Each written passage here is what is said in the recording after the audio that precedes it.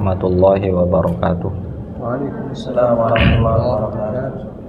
Alhamdulillah wassalatu wassalamu ala Rasulillah wa ala alihi wa ashabihi wa man tabi'ahum bi ihsanin ila yaumiddin. Ya ayyuhalladzina amanu taqullaha haqqa tuqatih wa la tamutunna illa wa antum muslimun, amma ba'd. Wa ikhwati fillah, rekan-rekan ustadz dan ustadzah sekalian di jenjang SMP, alhamdulillah, puji syukur atas nikmat Allah subhanahu wa ta'ala, atas karunia-Nya. Di kesempatan ini kita bertemukan kembali, memanfaatkan waktu luang untuk kegiatan yang mudah-mudahan mendapatkan keberkahan Allah subhanahu wa ta'ala, mengambil faidah dari kitab ulama, yaitu A'lamus Sunnah Al-Mansyurah, yang disusun oleh Syekh Hafidz Ibn Ahmad Al-Hakami rahimahullahu ta'ala. Dan di pertemuan terdahulu kita masih berbicara tentang kalimatul tauhid, kalimatul ikhlas, dan syarat-syaratnya, di mana mengandung dua rukun kalimat tauhid, yaitu an-nafyu dan isbat. Dan syarat-syaratnya sebagaimana telah disebutkan terdahulu, yang pertama yaitu al-ilmu, berarti harus mengetahui kandungan dari kalimat la ilaha illallah. Kalau hanya mengucapkan tidak tahu isinya, maka ini tidaklah benar. Berarti mengetahui isinya, mengetahui rukun-rukunnya. Kemudian yang kedua yakin, meyakini. Yang ketiga inqiyad, patuh kepadanya, patuh terhadap tuntutannya, baik zahir ataupun batin. Kemudian melaksanakan atau qabul, menerima, menerima apa yang dikandung di dalamnya. Kemudian harus ikhlas. Yang keenamnya as-sidqu, dibarengi dengan kejujuran dari dasar hati dan kecintaan kepada kalimat tersebut dan para pemiliknya atau yang mengucapkannya, yaitu para kaum muslimin. Kemudian syarat-syarat tersebut yang disebutkan oleh para ulama ini tentu merupakan istimbat, hasil mereka berdalil dari dalil yang ada. Sehingga disimpulkan tidak mungkin bahwasanya kalimat ini tanpa mengandung syarat ini, karena dalil-dalil menunjukkan perkara tersebut. Maka kalau seandainya seseorang datang dengan membawa kalimat ini la ilaha illallah, tapi tidak dengan syarat-syaratnya yang terpenuhi, maka bagaikan membawa kunci yang tidak memiliki gerigi, yang tidak mungkin bisa membuka pintunya, tidak bisa membuka pintu. Demikian pula la ilaha illallah miftahul jannah, kunci surga. Ketika tidak ada syarat-syaratnya, tidak terpenuhi syarat-syaratnya, maka bagaikan kosong, tidak memiliki apa? Tidak memiliki geriginya, maka tidak bisa untuk membuka pintunya. Adapun syarat-syarat tersebut dihafal lebih utama, tidak dihafal pun tidak mengapa, tidak menjadikan seorang gugur asalkan terpenuhi. Sebagaimana rukun, asalkan terpenuhi, maka ya tentunya kalau kita pencari ilmu secara khusus, menghafal perkara ini bukan suatu yang sulit, insya Allah. Mudah-mudahan Allah memudahkannya. Adapun dalil-dalil atas syarat-syarat tersebut, ini menguatkan kita bahwasanya ternyata tidak bermanfaat kalimat la ilaha illallah kalau tanpa ini, tanpa syarat pertama dalilnya ini, tanpa syarat kedua dalilnya ini. Maka ini menjadi syarat yang harus kita perhatikan. Maka kita akan bacakan bagian tersebut, yaitu ungkapan penulis rahimahullah ta'ala. Namikro mad dalil ma dalilu ishtiratil ilmi minal kitabi was sunnah. Bismillahirrahmanirrahim. Soal ma dalil ishtiratil ilmi minal kitabi was sunnah. Al-jawab qaulullahi ta'ala illa man syahida bil haqq ay la ilaha illallah wa hum ya'lamun bi qulubihim ma'na ma nafaqu bihi al-sinatihim wa qawlu Nabi sallallahu alaihi wasallam man mata wa huwa ya'lamu an la ilaha illallah dakhala al-jannah. Dalil pertama dari Al-Quran, qaulullahi ta'ala. Jadi pertanyaannya, apa dalil disyaratkannya ilmu dalam kitab dan sunnah tentang kalimat la ilaha illallah ini? syarat ilmu. Pertama kitab Allah, illa man syahida bil haqqi, kecuali orang yang bersaksi dengan hak. Hak itu kalimat la ilaha illallah, karena al-haq adalah kalimat tauhid la ilaha illallah. Wahum ya'lamun, dan mereka mengetahui. Kalimat wahum ya'lamun menjadi penekanan bahwasanya mereka bersaksi atas kalimat tersebut dengan lisannya, biqulubihim, dengan lisannya mereka bersaksi, kemudian mereka membenarkan dengan hatinya, sehingga diungkapkan biqulubihim, mereka mengetahui dengan hatinya makna yang diucapkan oleh lisannya. Berarti kalau hilang syarat ini, mengucapkan tanpa mengetahuinya, apa maknanya? Tidak bermanfaat, karena ini disebutkan dalam syariat. Nah, tidak bermanfaat, makna yang tidak diketahui, prakteknya pun tidak akan bisa diamalkan.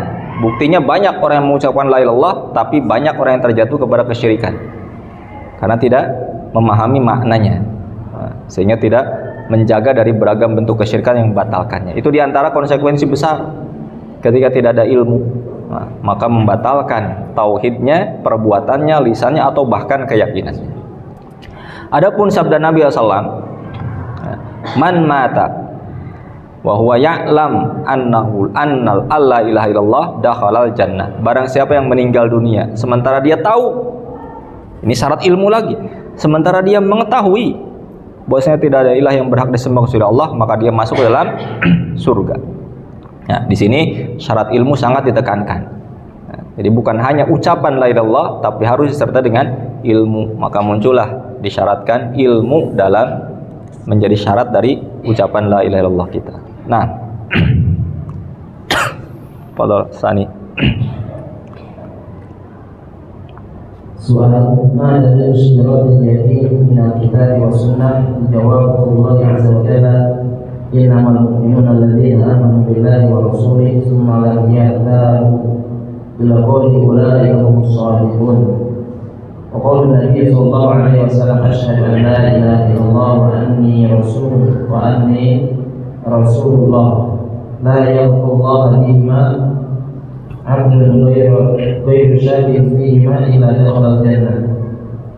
Wa qala sallallahu alaihi wasallam, man laqitu wa Lakita yashhadu an la ilaha illallah mustayqinan biha qalbuhu wa basyaru bil jannah ila ma fi sahih. Ma dalil, apa dalil disyaratkannya yakin? Ini syarat yang kedua dari kitab dan sunnah. Yang pertama, firman Allah Subhanahu wa taala, innamal mu'minuna alladzina amanu billahi wa rasulihi tsumma lam yartabu. Hanya saja orang-orang yang mukmin itu, yaitu orang-orang yang beriman kepada Allah dan Rasulnya, kemudian dia tidak ragu. Keraguan itu lawan dari apa? Lawan dari yakin. Berarti mereka yakin. Wajahadu bi amwalihim wa anfusihim, bahkan mereka dibuktikan dengan perbuatannya karena yakinnya, berjihad dengan hartanya, dengan jiwanya. Dikatakan di akhir, ulaika humus shadiqun, merekalah orang-orang yang benar, orang-orang yang jujur, orang-orang yang mendapatkan karunia Allah Subhanahu wa taala. Nah, ini berarti disyaratkan untuk tidak ada keraguan sedikit pun dalam kalimat tersebut, summa lam yartabu, dalil dari Al-Qur'an. Adapun dari sunnah Nabi SAW, Rasulullah menyebutkan, asyhadu alla ilaha illallah wa anni rasulullah. Nah, aku bersaksi tidak ada ilah yang berhak disembah kecuali Allah, dan aku adalah Rasulullah. La yalqallahu bihi ma'abdun, tidaklah seorang hamba bertemu dengan Allah Subhanahu wa taala dengan membawa dua kalimat tersebut, la ilaha illallah Muhammad Rasulullah, ghairu syakin, dengan tanpa keraguan, fihima, pada keduanya, illa dakhalal jannah, kecuali akan masuk surga. Di sini sekali lagi digaris bawahi, ghairu syakin, tidak ada keraguan. Kalau tidak ada keraguan berarti yakin 100% atas kebenaran kalimat tersebut. Sehingga ini menjadi syarat. Bahwasanya yakin menjadi syarat yang tidak boleh tidak. Bagi orang yang mengucapkan la ilaha illallah harus ada keyakinan yang penuh akan benarnya kalimat tersebut. Demikian pula hadis Abi Hurairah, ketika Rasulullah berkata kepada Abu Hurairah, man lakita siapapun yang engkau temui min warai hadal haid atau wara'a hadal haid, di belakang, di balik dinding ini, karena saat itu Rasul dengan Abu Hurairah berada di satu dinding. Yashhad alla ilaha illallah, dia bersaksi tidak ada ilah yang berhak disembah kecuali Allah, mustaiqinan biha qalbu, kemudian yakin hatinya, fabasyirhu bil jannah, maka kabarkan surga. Maka kalau tidak ada keyakinan mengucapkan la ilaha illallah dapat surga? Tidak. Berarti ini menjadi syarat. Syarat itu sesuatu yang mesti ada sebelum hal tersebut diucapkan. Nah, soal ada istirak yani min al-kitab wa sunnah, al-jawab qala Allah Ta'ala wa man yuslim wajhahu ila Allah wa huwa muhsin faqad istamsaka bil 'urwatil wuthqa. Qala an-nabiy sallallahu alaihi wasallam la yu'minu ahadukum hatta yakuna hawahu tab'an lima ji'tu bihi. Nah, adapun disyaratkannya inqiyad. Inqiyad itu apa? Patuh ya, kepatuhan, ketundukan. Dalam kitab dan sunnah, pertama dari kitab firman Allah Subhanahu wa taala dalam surat Luqman. Allah berfirman, "Wa man yuslim wajhahu ilallah." Barang siapa yang menundukkan wajahnya kepada Allah Subhanahu wa taala. Menundukkan wajahnya kepada Allah. Ini bukti inqiyad, dia tunduk kepada Allah. Kemudian dia patuh dengan perbuatannya, wa huwa muhsinun, dan dia berbuat baik. Hatinya tunduk kepada Allah dan dia pun berbuat baik sebagai tanda kepatuhan kepada Allah Subhanahu wa taala, faqadistamsaka bil urwatil wuthqa, maka dia telah berpegang kepada tali yang kokoh, tali kalimat tauhid yang kokoh. Maka mafhum mukhalafahnya kalau tidak disertai dengan ini, tidak disertai ketundukan, tidak disertai kepatuhan, tidak disertai dengan perbuatan ihsan, mengamalkan sebagai konsekuensi kalimat tersebut, apakah dia berpegang kepada urwatul wuthqa? Kan tidak. Berarti ini menjadi syarat yang harus ada bagi orang yang mengucapkan la ilaha illallah, harus ada inqiyad, patuh dalam masalah tersebut. Demikian pula Nabi SAW bersabda, la yu'minu ahadukum hatta yakuna hawahu taba'an lima ji'tu bih. Tidaklah seseorang beriman sampai hawa nafsunya mengikuti apa yang aku bawa. Nah, berarti patuh dengan apa yang dibawa oleh Rasulullah SAW sebagai bukti ketundukan karena telah mengucapkan kalimat tauhid la ilaha illallah dan Muhammad Rasulullah, maka setiap yang dibawa oleh Rasulullah menjadi konsekuensi yang harus diterima oleh dirinya, patuh terhadap perkara tersebut. Dengan adanya dalil-dalil seperti ini dan juga yang lainnya, maka disyaratkan adanya kepatuhan terhadap konsekuensi kalimat tersebut. Nah, soal ada syarat qabul min al-kitab wa sunnah, jawab Allah Ta'ala fi sya'ni man lam yaqbalha واحشر الذين ظلموا أزواجهم وما كانوا يعبدون إلى قوله إنهم كانوا إذا قيل لهم لا إله إلا الله يستكبرون ويقولون أئنا لتاركو آلهتنا لشاعر مجنون. الآيات. وقال النبي صلى الله عليه وسلم مثل ما بعثني الله به من الهدى والعلم كمثل الغيث الكثير أصاب أرضا فكان منها نقية قبلت الماء فأنبتت الكلاء والعشب والكثير وكان منها أجاد أمسكت الماء فنفع الله به الناس فشربوا وسقوا وزرعوا وأصاب منها طائفة أخرى إنما هي قيعان لا تمسك ماء ولا تنبت كلاء لا تمسك ماء ولا تنبت كلاء فذلك مثل من فقه في دين الله ونفع ما بعثني الله به فعلم وعلم فمثل من لم ينفع بذلك رأسا ولم يقبل هدى الله الذي أرسلت به. Ma dalilu ishtiratil qabul, apa dalil disyaratnya qabul? Qabul itu penerimaan ya. Hati menerima dengan penuh terhadap konsekuensinya, dan tentunya lawan dari menolak, ar-rad. Di sini dalil dari kitab Allah Subhanahu wa taala. Allah berfirman fi sya'ni man lam yaqbalha, tentang orang yang tidak menerima. Ukhsyurul ladzina zalamu wa azwajahum wa ma kanu ya'budun. Maka giringlah, kumpulkanlah orang-orang yang zalim dan juga pasangan-pasangannya. Wa ma kanu ya'budun, dan apa yang mereka ibadahi, dikumpulkan, disatukan. akan dimasukkan ke dalam jahanam. Nah, kemudian innahum kanu, ayat terakhirnya innahum kanu idza qila lahum la ilaha illallah yastakbirun. Kenapa mereka digiring dimasukkan dalam neraka jahanam? Karena mereka itu ketika dikatakan kepada mereka la ilaha illallah, mereka sombong. Berarti tidak menerima kalimat tersebut, menyombongkan diri. Wa yaquluna, dan mereka mengatakan a'inna latariku alihatina li syairin majnun. Apakah kita ini akan meninggalkan sesembahan-sembahan kita karena sebab seruan dari ahli syair yang gila ini kepada Rasulullah SAW.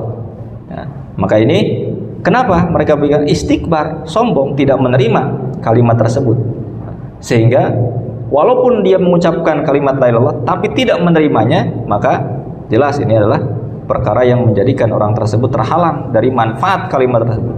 Maka ini menjadi syarat yang penting. Adapun dari sunnah Nabi SAW,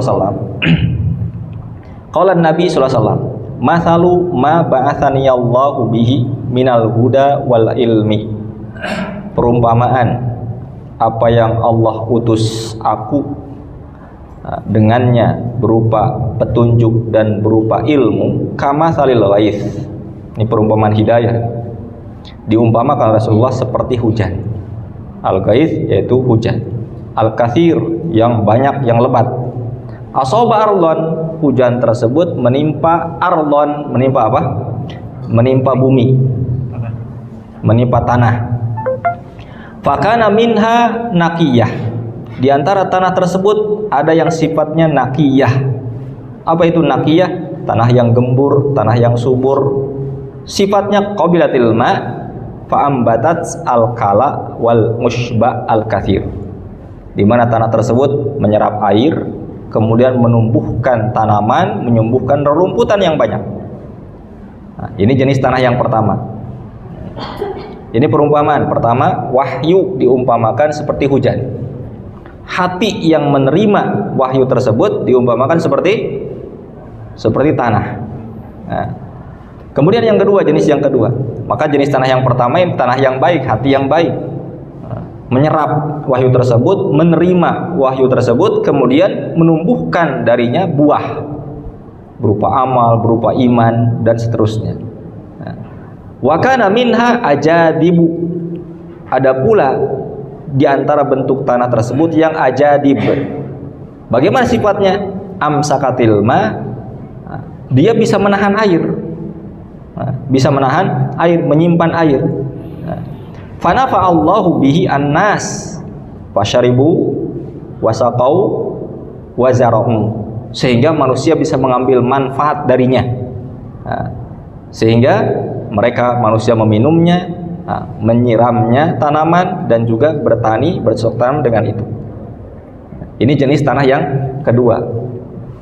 Tanah yang kedua itu tanah apa? Tanah liat mungkin ya, yang bisa menampung air. Air tersebut tidak terserap, tapi tertampung, sehingga orang yang ada di sekitarnya bisa memanfaatkan air tersebut. Binatang dan sebagainya bisa memanfaatkan air. Ini jenis hati yang kedua. Tidak menerima, tapi hafal terhadap wahyu yang ada. Dia bisa menghafalkannya, bisa menyampaikannya, bisa memberikan kebaikan manfaat kepada yang lainnya, dan seterusnya. Tapi dia sendiri tidak bisa menumbuhkan apa? Tanaman, tidak bisa menumbuhkan rerumputan. Iman tidak tumbuh dengan itu, tidak tumbuh kuat, tidak tumbuh amal, hanya bisa menampung kemudian menyampaikan kepada yang lain. Ini masih bermanfaat tidak? Masih punya manfaat. Nah, sehingga itu masih bermanfaat, walaupun untuk diri sendiri tidak begitu bermanfaat padanya. Kemudian asaba minha ta'ifatun ukhra, menimpa kepada kelompok yang ketiga. Innama hiya qi'an, yaitu tanah yang qi'an, gersang. Bagaimana ini tanah yang tandus ini? La tumsiku ma'an wala tumbitu kala, tidak bisa menahan air, tidak bisa pula menumbuhkan tanaman, langsung lewat saja, ya, langsung lewat tanah tersebut.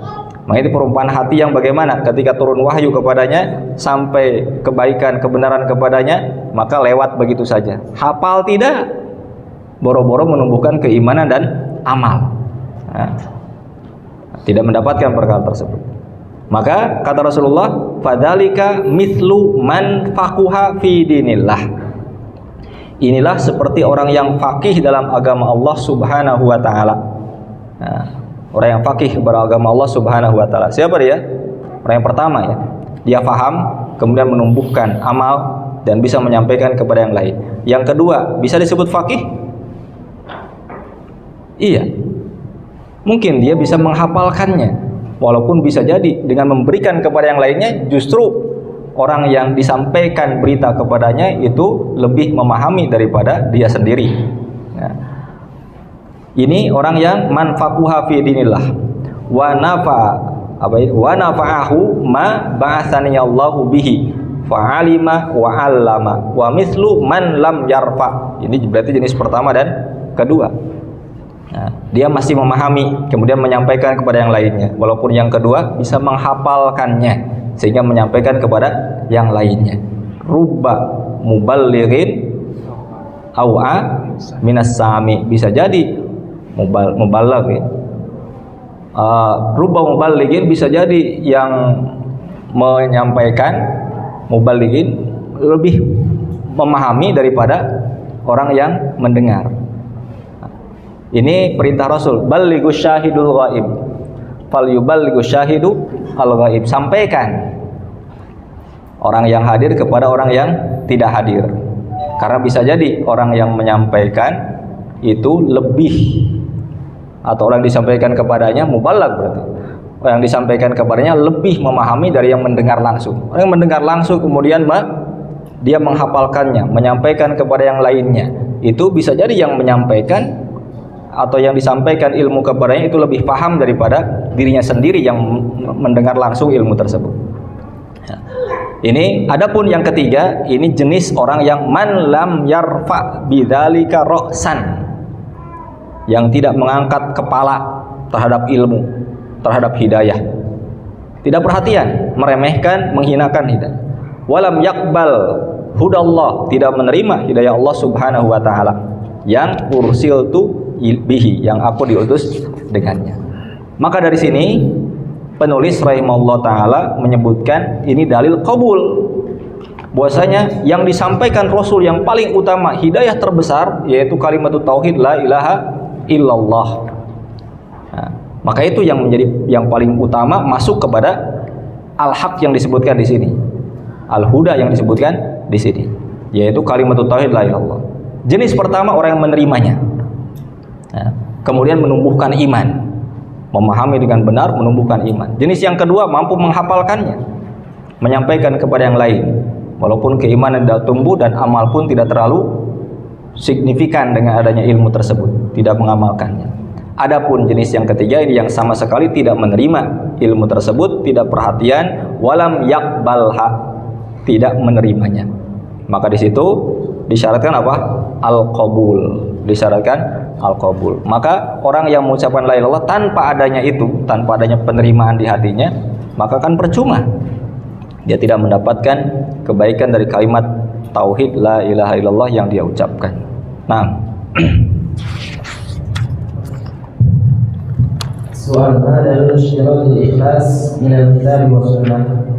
الجواب الله تعالى على لله الدين الخالص وقال تعالى فاعبد الله مخلصا له الدين وقال النبي صلى الله عليه وسلم أسعد الناس بشفاعة من قال لا إله إلا الله خالصا من قلبه وقال النبي صلى الله عليه وسلم إن الله تعالى حرم على النار من قال لا إله إلا الله يبتغي بذلك وجه الله. Ya. Apa dalil disyaratkannya ikhlas dari kitab dan sunnah? Dari kitab Allah, ala lillahid dinul khalis, hanya milik Allah lah agama yang khalis, agama yang murni. Murni dari apa? Dari dua hal utama. Satu syirkun akbar, yang kedua syirkun asghar, syirik-syirik besar yang menggugurkan amal dan iman secara keseluruhan, atau syirik-syirik kecil yang memang dia merusak amal. Kemudian juga firman Allah, fa'budillaha mukhlishan lahuddin. maka beribadahlah kepada Allah dengan menyerahkan baginya seluruh amal.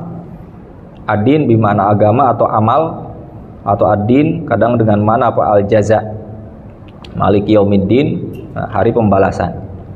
Maka dari dua ayat tersebut disimpulkan oleh para ulama bahwasanya disyaratkan ikhlas dalam masalah ini, karena agama, ucapan la ilaha illallah kalau tidak dibarengi dengan keikhlasan maka akan sia-sia, sebagaimana ma'ruf dari atas perkara tersebut. Adapun dari sunnah Nabi SAW, qala as'adun nas bi syafaati man qala la ilaha illallah khalisan min qalbi. Ini pertanyaan Abu Hurairah kepada Rasulullah sallallahu alaihi wasallam, siapa orang yang paling berbahagia mendapatkan syafaat engkau ya Rasulullah? Maka Rasul menyebutkan orang yang mengucapkan la ilaha illallah.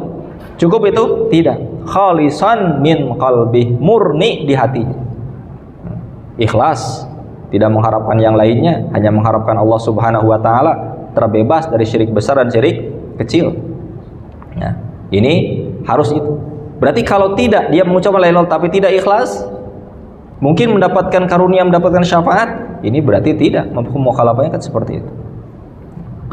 Berikutnya, qala Nabi sallallahu alaihi wasallam, innallaha ta'ala harrama an-nara ala man qala la ilaha illallah yabtagi bidzalika wajhallah. Sesungguhnya Allah mengharamkan neraka memakan orang yang atau membakar orang yang mengucapkan la ilaha illallah. Cukup itu?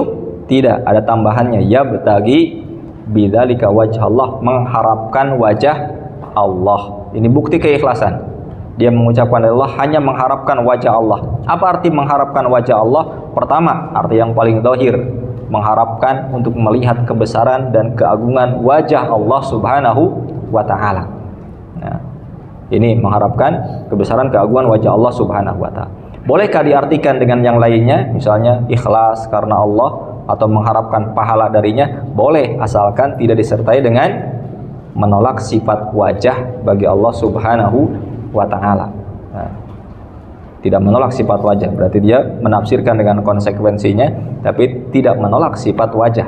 Nah, karena tatkala disebutkan wajah Allah, dilalah ala annalillahi wajhun yaliku bijalalihi wa azamatihi. Allah memiliki wajah yang sesuai dengan keagungan dan kebesarannya.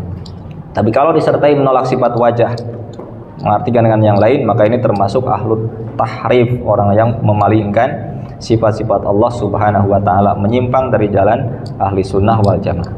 Dari hadis ini pun jelas bahwasanya kalimat la ilaha illallah mujarrad an-nutq, hanya mengucapkan saja.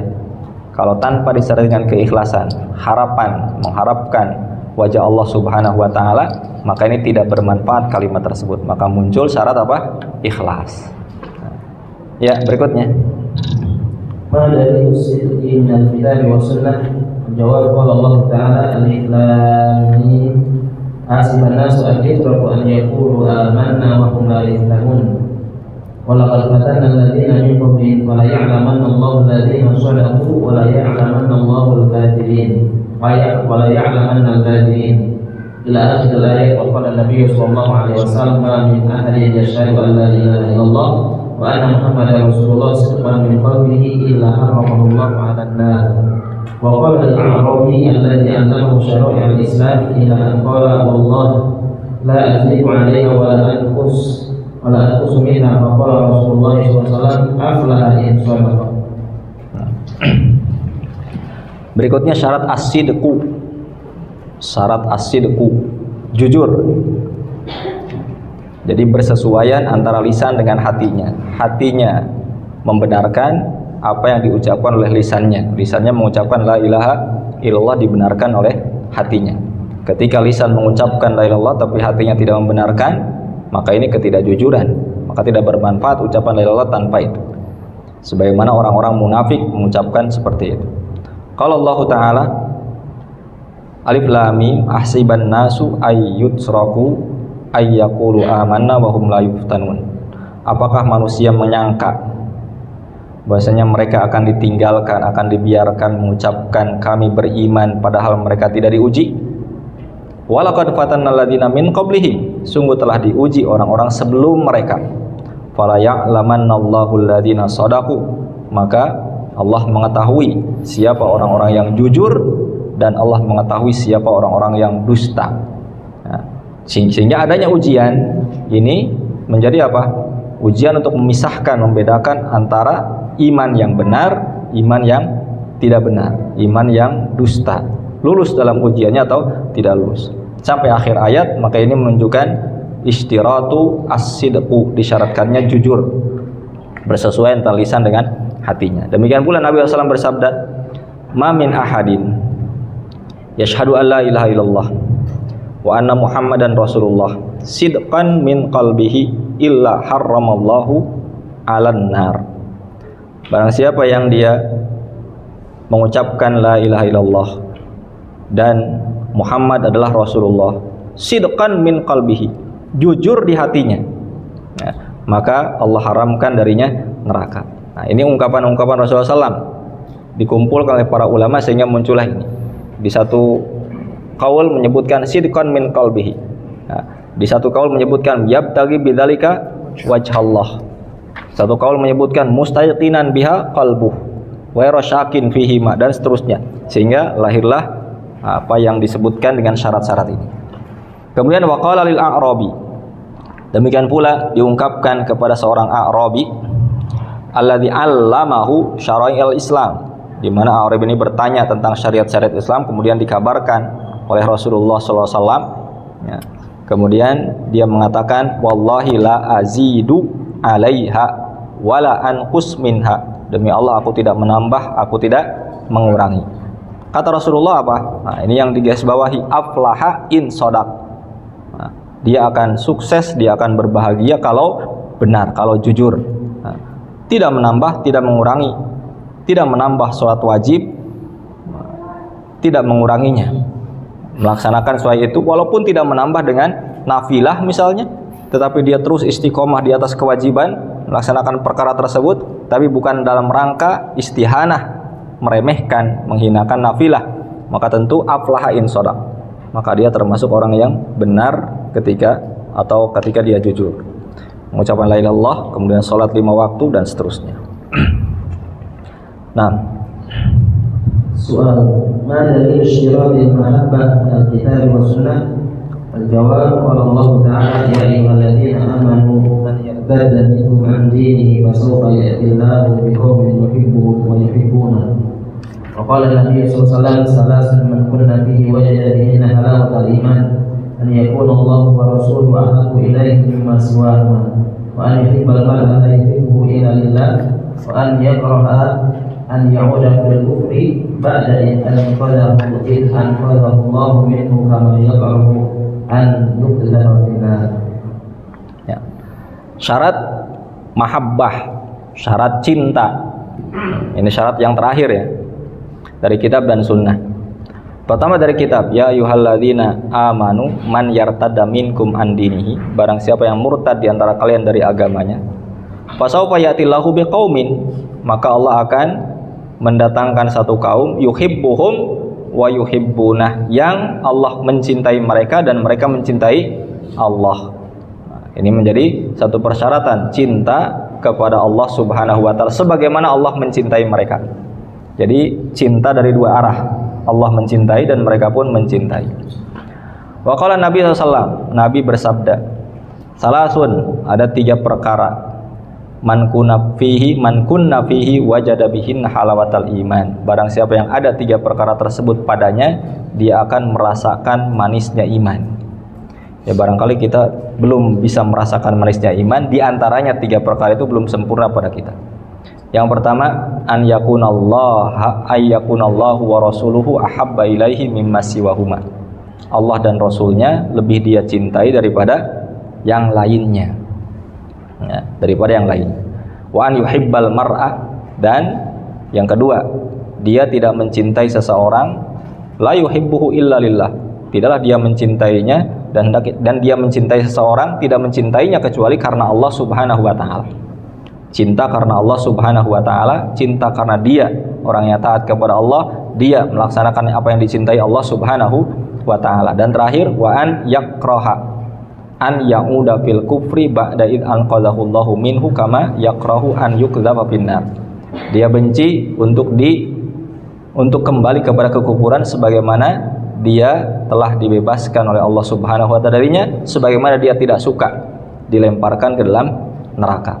Nah, berarti dia benci kembali kepada kekufuran, karena kekufuran menjatuhkan kepada neraka yang tentunya menjadikan seseorang ya, sengsara selama-lamanya.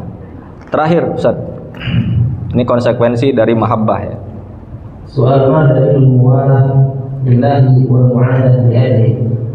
Al-jawab qala Allah azza wa jalla ya ayyuhalladzina amanu la tattakhidhu al-yahuda wan nasara awliya ba'duhum awliya'u ba'd faman yatawallahum minkum fa innahu minhum ila qawlihi innama waliyukum Allah wa rasuluhu walladzina amanu ila akhir al-ayat. Wa qawluhu ta'ala ya ayyuhalladzina amanu la tattakhidhu آباءكم وإخوانكم أولياء إن استحبوا الكفر على الإيمان الآيتين. وقال تعالى لا تجد قوما يؤمنون بالله واليوم الآخر يوادون من حاد الله ورسوله الآية. وقال تعالى يا أيها الذين آمنوا لا تتخذوا عدوي وعدوكم أولياء إلى آخر السورة وغير ذلك من الآيات. Dalil muwalat lillahi wal mu'adah li ajlihi. Kalau tadi mahabbah dan apa? Cinta lawannya apa? Benci. Nah, cinta lawannya benci. Adapun ini adalah membuktikan cinta tersebut dengan perbuatan, baik lisannya ataupun juga perbuatannya. Bukan hanya di hatinya. Kalau cinta di hati, benci di hati, buktikan cinta tersebut dengan praktek nyatanya, yaitu al-muwalat, berwala kepada Allah dan juga memusuhi karena Allah Subhanahu wa taala. Kalau Allah taala ya ayyuhalladzina amanu la tattakhidul yahuda wan nasara auliya. Jangan engkau menjadikan Yahudi dan Nasrani sebagai aulia, sebagai penolong yang dicintai. Ba'duhum auliya'u ba'd. Sebagian mereka penolong bagi sebagian yang lain. Wa man yatawallahu minkum fa innahu minhum. Barang siapa berwala di antara kalian, maka termasuk golongan mereka. Sampai firman Allah, innama waliyukumullah, sesungguhnya wali kalian itu Allah dan Rasulnya. Yang mencintai, yang dicintai penolong kalian yaitu Allah dan Rasulnya, dan juga orang-orang yang beriman. Demikian pula firman Allah, ya ayyuhalladzina amanu, wahai orang-orang yang beriman, la tattakhidhu aba'akum wa ikhwanakum awliya'a in istahabbul kufra al iman. Jangan, wahai orang yang beriman, jangan kalian menjadikan bapak-bapak kalian, saudara-saudara kalian sebagai aulia, sebagai penolong ya, kalau mereka lebih mencintai kekufuran daripada iman. Ayat berikutnya, la tajidu qauman yu'minuna billahi wal yaumil akhir yuwaduna man hadallaha wa rasulah. Tidaklah engkau akan dapati kaum yang beriman kepada Allah dan hari akhir. Ini berarti tanda ciri orang yang beriman kepada Allah dan hari akhir, yaitu apa? Yuwaduna man hadallahu wa rasulahu. Di mana mereka justru mencintai orang yang menentang Allah dan Rasulnya. Itu tidak mungkin ada.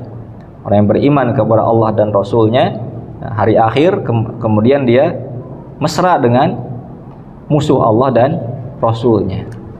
Wa qala ta'ala ya ayyuhalladzina amanu la tattakhidhu aduwwi wa aduwakum awliya.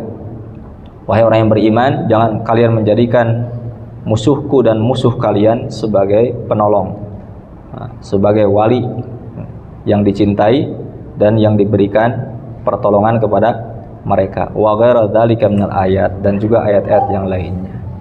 Selesai, ikhwati fillah, rekan-rekan ustaz-ustaz sekalian, pembacaan kitab kita, semoga ada sedikit banyak yang nempel, yang pada intinya bahwasanya la ilaha illallah tidaklah cukup hanya mengucapkan la ilaha illallah, mesti harus kita mendatangkan syarat-syarat tersebut.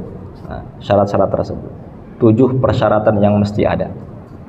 Semoga Allah Subhanahu wa taala menjadikan la ilaha illallah kita memberikan manfaat ketika kita bertemu dengan Allah Subhanahu wa taala kelak di sisinya.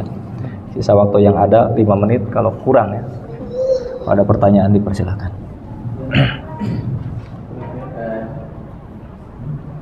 Sini antara syarat adalah dia dan al-qabul. Mohon penjelasan perbedaan antara dia dan al-qabul. Al-qabul biqalbihi, dia menerima dengan hatinya. seluruh konsekuensi apa yang ada. Sehingga tadi disebutkan oleh Rasulullah SAW perumpamaan hati terkait dengan wahyu yang Allah turunkan kepada tentang hidayah. Maka ada hati yang menolak, sehingga tidak melahirkan apa? Melahirkan inqiyad. Setelah qabul maka akan menjadi buah, yaitu inqiyad, kepatuhan kepada Allah Subhanahu wa ta'ala dengan amalnya. Maka muncul kepatuhan dengan amalnya dengan adanya inqiyad, sehingga yuslim wajahu wa huwa muhsinun. Dia tunduk kepada Allah Subhanahu wa ta'ala, kemudian dia muhsin, hatinya pun menerima, patuh kepada Allah Subhanahu wa ta'ala, mengimani apa yang wajib diimani, dan muhsin dan berbuat baik. Maka dia istamsaka bil urwatil wusqa. Nah, ini kalau ada yang menambahkan silakan.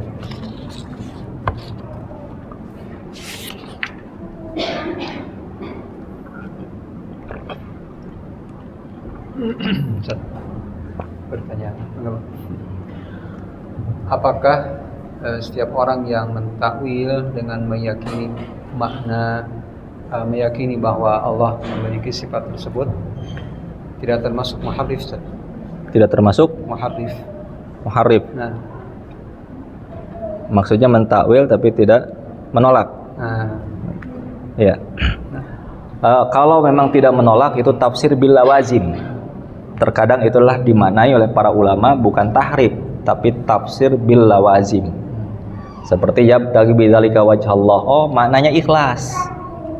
Berarti mengharapkan pahala di sisi Allah Subhanahu wa taala. Ma'a isbati sifatil wajah, tapi dia menetapkan sifat wajah, maka itu adalah tafsir bil lawazim, sehingga tidaklah merupakan tahrif. Tapi kalau dia memang aula yang paling utama kita untuk tidak membuka celah kepada yang lain, ya kita tafsirkan sebagaimana zahirnya, mengharapkan wajah Allah Subhanahu wa taala. Tapi terkadang ada yang menafsirkan dengan lawazim, maka itu tidak masalah kalau seandainya tidak disertai dengan menolak tadi apa? Sifat Allah. Tapi kalau disertai menolak, ya itu berarti tahrif, karena memang memalingkan dari tafsir yang ada. Berarti pada keyakinan orang tersebut tidak menolak perkara tersebut. Artinya tafsir yang pertama yang zahir, secara zahir itu mereka yakini, tapi terkadang menjelaskan dengan lawazimnya, maka itu boleh.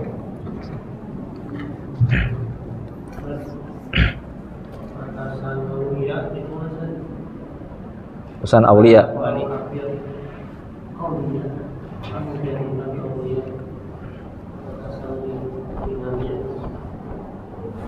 Sari mau menjawab, persilahkan.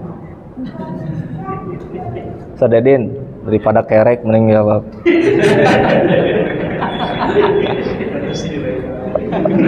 Rekam sih ya. Ya. Aulia. Aulia, pertama jelas dasar utamanya mahabbah. Dia ada kecintaan dengan hatinya. Nah, dibuktikan kecintaan tersebut dengan loyalitas. Loyalitas itu dengan sikap.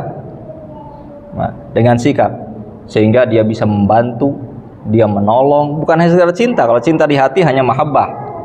Tapi kalau aulia, menolong, membantu, menempatkan, mendudukan, bahkan apapun potensi dirinya dicurahkan untuk membantunya, membelanya dan seterusnya. Maka itu bentuk aulia. Nah, maka ini berarti sangat luas. Bagaimana bentuk pertolongan dan bantuan, bentuk loyalitas kita kepada yang lainnya. Loyal dengan sikapnya, dengan lisannya dan seterusnya kepada hal tersebut. Barangkali itu secara umumnya, wallahu a'lam. Kalau ini kasusnya kan untuk ada orang-orang kafir saja. Itu anak-anaknya itu main sama anak-anak muslim. Gitu. Ya. Terus si kafir itu diajak Jumatan dan Jumat berkah. Ya. Ya. Mudah-mudahan jadi cara untuk hidayah mereka. Ya. Kalau itu justru menjadi thariqah dakwah. Nah, bisa jadi satu waktu dia terus terkenang masa kecilnya masuk Islam karena sebab kenangan di masa kecilnya, ramahnya orang muslim dan seterusnya. Kalau itu perkara lain. Benci kepada orang kafir tidak menafikan kita mencintai dengan alasan lain. Misalnya Rasul sendiri kan orang yang paling benci kepada musuh Allah kan. Tapi beliau mencintai Abu Thalib tidak? Mencintai.